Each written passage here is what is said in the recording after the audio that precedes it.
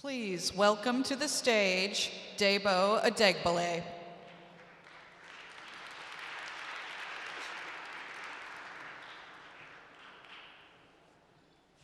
Good afternoon. I'm Debo Adegbile, a partner at the Wilmer Hale firm, a friend of NYLPI's, and most importantly, a good friend of the tremendous talent Vanita Gupta.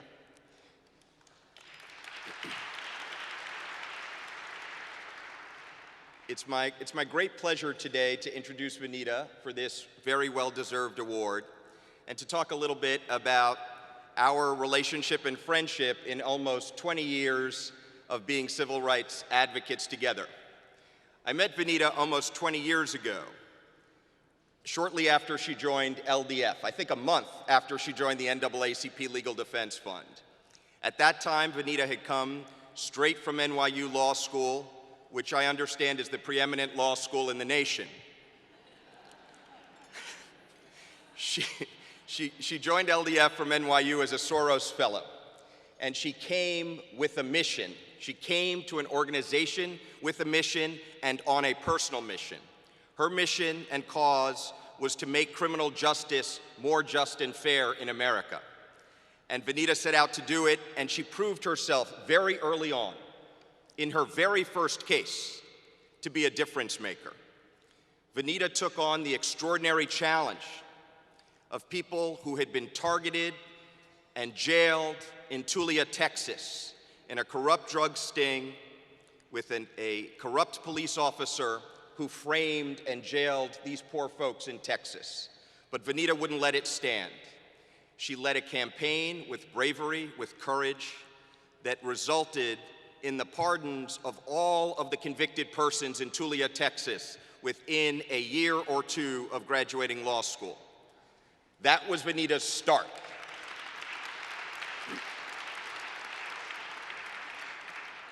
That was Vanita's start, but it certainly was not the end. It sent a message to the world and to the country that there was a new advocate on the scene who was going to continue to be a difference maker, and that she did. She went on to the ACLU, where she continued to distinguish herself, not only litigating cases and pressing policy issues, but becoming a voice for justice. And so then, when the Obama administration and Eric Holder needed to turn to a brave person to lead the efforts of the Civil Rights Division of the Justice Department, they turned to Vanita Gupta with confidence. It was an important decision, and there Vanita distinguished herself. She led the Civil Rights Division at a time of extraordinary tumult. She led in Ferguson. She led on policing cases. She led on equity issues for LGBT children in schools. She led on so many issues that go to the core of who we are as Americans and equal dignity, and she distinguished herself. It was then that she went to the leadership conference after an election took place, as I understand it, and she needed to find a place to continue the fight in the trenches. We needed her in the trenches, and so we had a call, and I said, Vanita, Wade Henderson is retiring. Only you can take up this mantle. We may hear from her whether or not that was a good suggestion that I made to her, but it's the benefit to all of us that Vanita is head of the Leadership Conference for Civil Rights.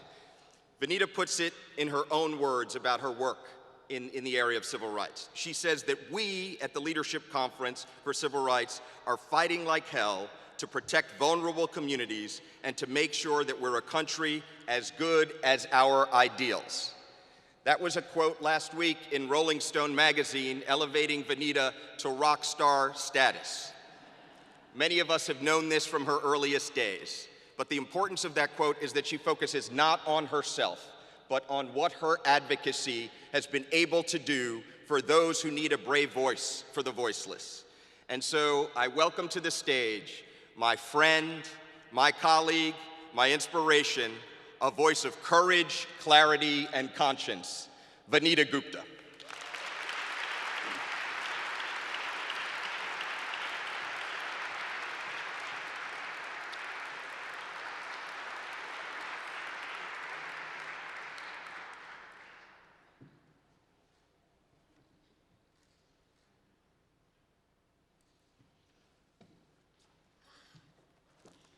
Goodness, I'm overwhelmed by Dabo. I feel like I should just sit down and not say anything.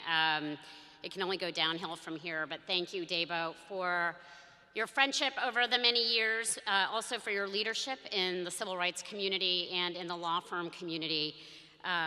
You really are a stalwart in the civil rights community, and I'm deeply appreciative of our friendship. This is just an amazing room to be in, and I want to thank McGregor, my friend McGregor, where is he? Right there, and the extraordinary staff, board, and members of the New York Lawyers for the Public Interest for this honor. It's also great to be here and to meet Kim, who I hope will become a friend because I'm in awe of her and her leadership at Akin Gump. But really also to thank all of you who are on the front lines of fighting for equal protection, racial justice, and civil rights for New Yorkers and beyond.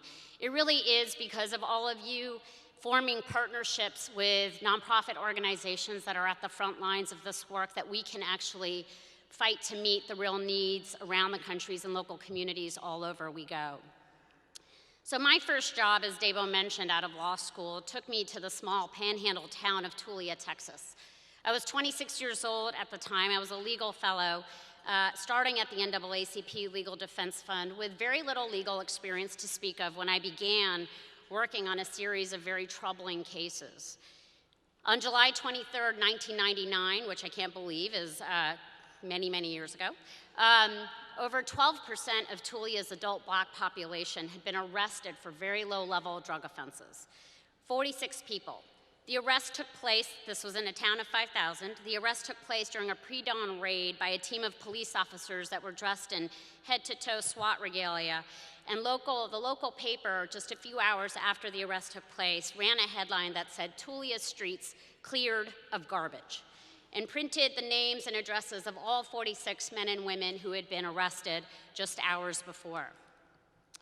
Because of the prosecutorial misconduct and the false testimony of a single police officer, because of inadequate defense systems in that town and across the state of Texas, and indeed in many parts of the country at the time, the first 7 people charged went to trial and received sentences of between 20, 40, 99, and in one case, 341 years.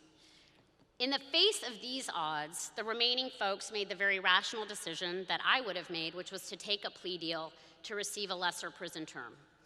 And as the cases intensified, I actually reached out to NYLPI. I was totally in over my head. I was panicked many days. I was the only lawyer at the Legal Defense Fund who could focus on non-death penalty cases in our criminal justice work at the time. And I turned to NYLPI and asked them to help me for pro bono help. And we assembled over a course of time after we had filed the initial habeas petitions, a rather formidable team of lawyers from the private sector. It was lawyers from Wilmer Hale, Hogan Lovells, Morrison and Forster, and several others, and I will say a bunch of them have had numerous name changes since back in the day. But it took us really 2 long years to bring justice for our clients. I did not do it alone. It took a massive team that was dedicated from the public and the private sector to turn over every stone we possibly could to bring justice in this small town. And we knew that if we litigated these cases appropriately, if we organized in the local community and lifted their voices, we could tell a story nationally about what was happening in the war on drugs in this country, what's been happening in the push in mass incarceration around the country, and we felt a responsibility to do that. By 2003, we'd shown that the so-called drug sting in Tulia had in fact been a grave injustice. And as a result, then Governor Rick Perry pardoned the Tulia defendants. But this is the power of an organization like NYLPI, and it's why it's so important that all of you support it. NYLPI has been at this work for more than 4 decades. It translates to millions of lives changed, immeasurable healing and progress across vulnerable communities. There are times when the deck feels so stacked against justice that it becomes easy to despair.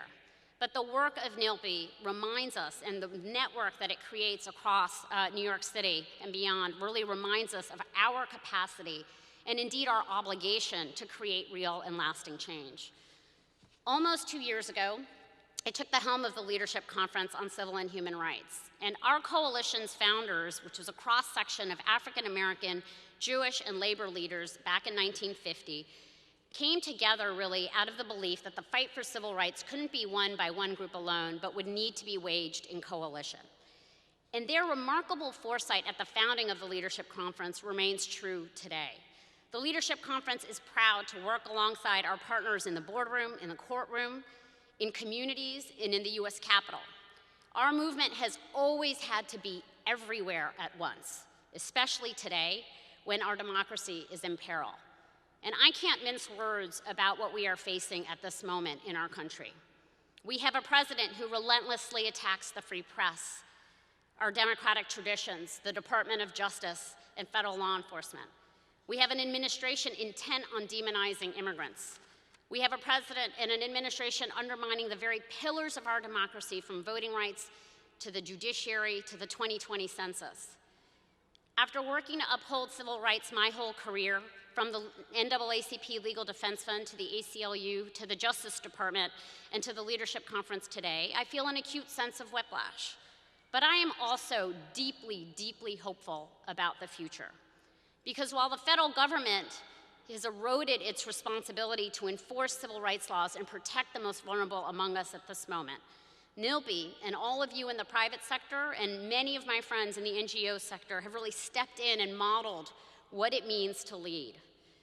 You fight for affordable health care for immigrant youth, fair housing and healthy neighborhoods, environmental justice and the rights for people with disabilities, and your priorities are community-driven, centering the voices and experiences of the people you are serving. And I am so grateful for the example that you set and the extraordinary progress that you're achieving for all New Yorkers. And so as we continue to march toward justice, we have to remember that this work has never been easy.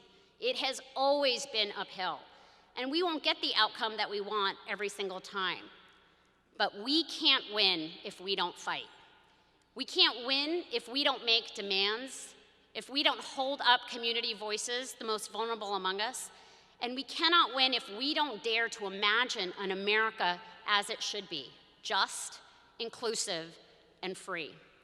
And so let's reject cynicism and remember that our work and our profession always existed for times like this, times that really require bold thinking, persistence, and above all, courageous leadership. Thank you all.